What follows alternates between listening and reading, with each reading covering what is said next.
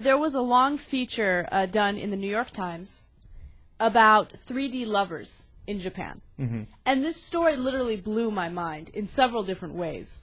Basically 3D lovers are... 2D, right? 2D lovers are Japanese men who have given up on real relationships with real 3D women and have resorted to 2D paraphernalia that resembles anime characters. Now, if you're not familiar with this, I'm at the beginning of the article, I was like, 3D, 2D. What the hell are they talking about? Right. So you would be a 3D woman. I'm a 3D woman, and the Japanese men that this particular article talks about would have absolutely no interest in me. Well, some of them claim they have no interest, and others, like this particular guy, Yes. actually says, let's keep it real. If Anna Gasparian came over here, I'd be interested, but since I can't, I'm going with 2D instead. Right, let's go back to that picture real quick. That is a gentleman, 37-year-old man. His name is Naison, and he has fallen in love with that stuffed pillowcase, which resembles a character named Nimutan. Okay, Nimutan is an X-rated version of a PC video game called Da Capo. Okay. And I mean, he's literally in love with her. He takes her everywhere. Yeah, has replacement pillowcases for her, just in case the image on the original pillowcase fades, takes her to work, sleeps with her, everything you could imagine. And I just want to note that this character is about 10 to 12 years old. There she is in figurine I don't even form. want to look at it. Okay, come on. Look, I get the anime porn, right? Now, I'm not into it, but I understand the concept, right? But there are a couple of things that make this incredibly disturbing. Let me name three. All right, number one, if you start, taking around this porn in real life with you as a body pillow, I mean, how do you not expect everyone else can think that you're an absolute psycho?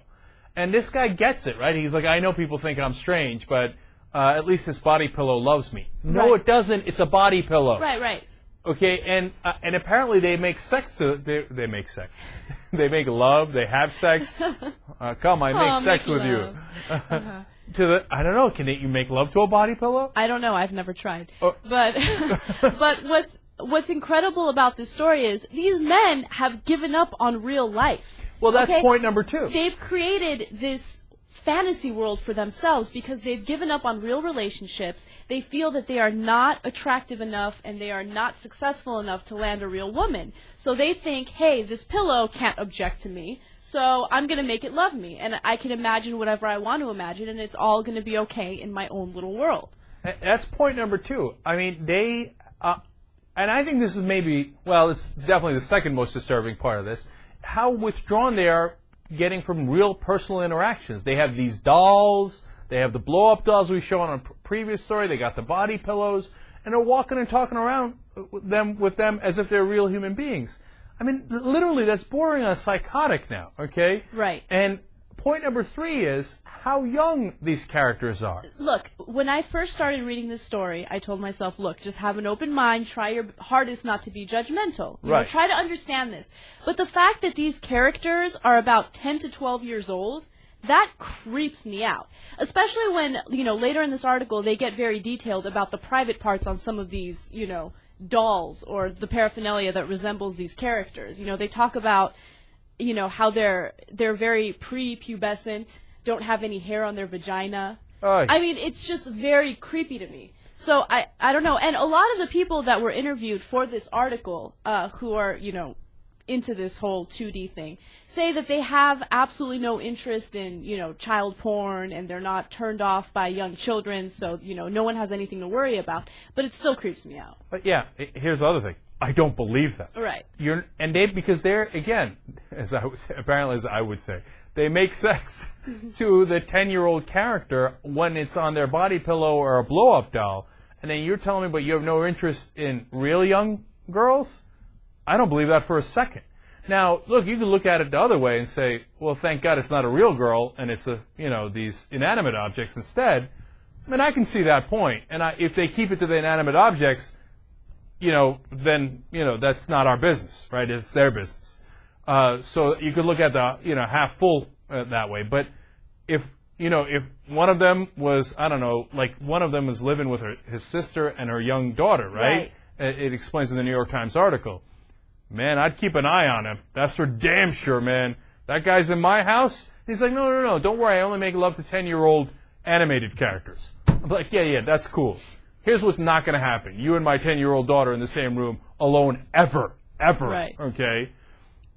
And the other thing is, one of them is so sad. He admits, look, I had a girlfriend, and the problem with the girlfriend was that she had, she was human. And so she wanted certain things, and she wanted the room clean, and I had to listen to what she wanted and what kind of movies does she want to watch as opposed to what I want to watch. It's like, what's great about the inanimate objects is they just sit there, and I can do whatever I want. Right. It's amazing to me.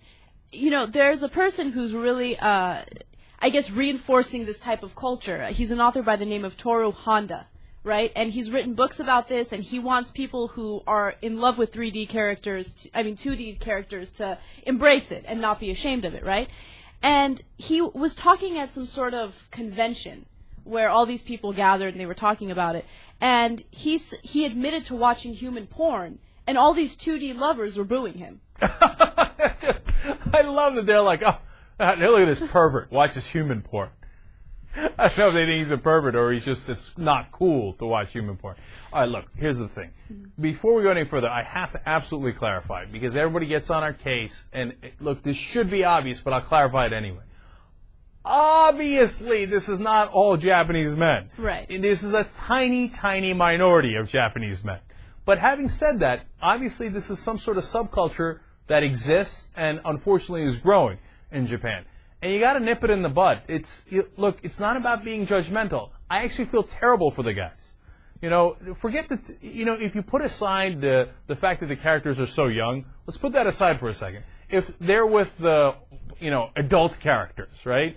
Then I feel terrible for them that they don't have human interactions. But it's part of a growing problem where it's too much of a pain in the ass to actually be with other human beings.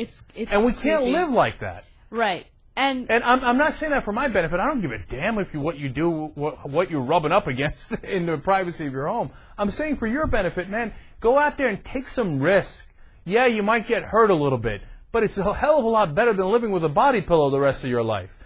Go try to find women that are right for you. And, I know this has become a public service announcement, but I'm being serious about this guy. I know a guy who's really lonely, right? Right.